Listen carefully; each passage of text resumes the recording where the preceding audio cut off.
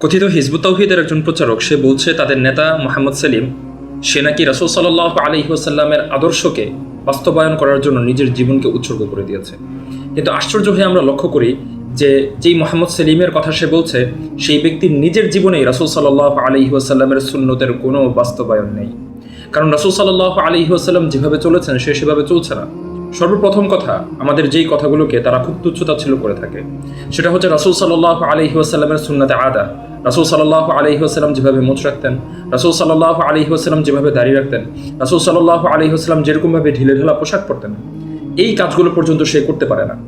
এগুলো সুন্নাতে আদার অন্তর্ভুক্ত, এগুলো সুন্নাহ থেকে কখনো বের করা যাবে না, কারণ এগুলো রাসূল সাল্লাল্লাহু আলাইহি ওয়াসাল্লাম সারা জীবন করে গিয়েছেন।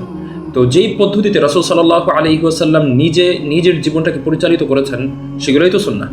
তো যেই সুন্নাহগুলো নিজের ব্যক্তির সাথে জড়িত, যেগুলোকে আমরা সুন্নাতে আদা বলে থাকি, যেগুলো পালন করা রাষ্ট্রীয়ভাবে ইসলামকে কায়েম করার চাইতে আরও অনেক বেশি সহজ, হাজার গুণে অনেক বেশি সহজ।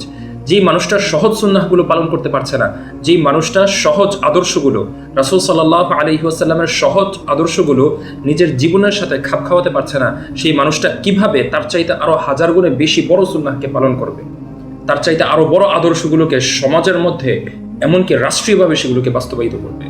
আপনি আমাকে একটা প্রশ্নের উত্তর দিন।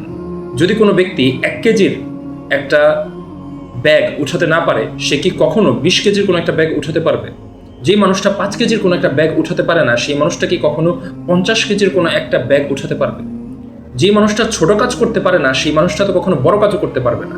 তো যে মানুষটা রাসূল সাল্লাল্লাহু আলাইহি ওয়াসাল্লামের সুন্নাহগুলোকে তাদের কালচার বলে, সেই সময়ের কালচার বলে, সেগুলোকে পিছনে ফেলে দিচ্ছে, কিন্তু মুখে মুখে কিতাল ফি সাবিলিল্লাহর কথা বলে, আল্লাহর রাহে জিহাদ করার কথা বলে, দ্বীন ইসলামকে রাষ্ট্রীয়ভাবে কার্যকর করার কথা বলে, এগুলো হচ্ছে তাদের মুখের শুধু বুলি।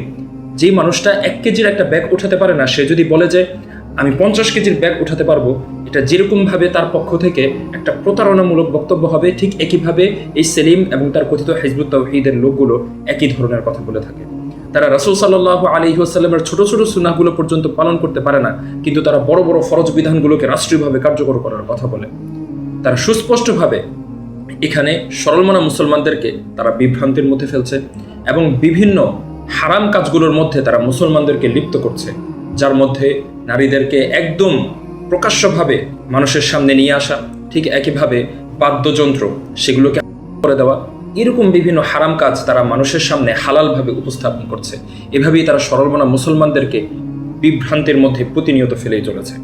আমাদের উচিত তাদের বিরুদ্ধে প্রতিরোধ গড়ে তোলা, যেন তারা আমাদের সরলমনা মুসলমান ভাই বোনদের ঈমান নিয়ে ছিনিমিনি খেলতে না পারে। আল্লাহ রাব্বুল আলামিন আমাদের সকলকে তাদের বিরুদ্ধে প্রতিরোধ গড়ে তোলার তৌফিক দান করুন। আমিন।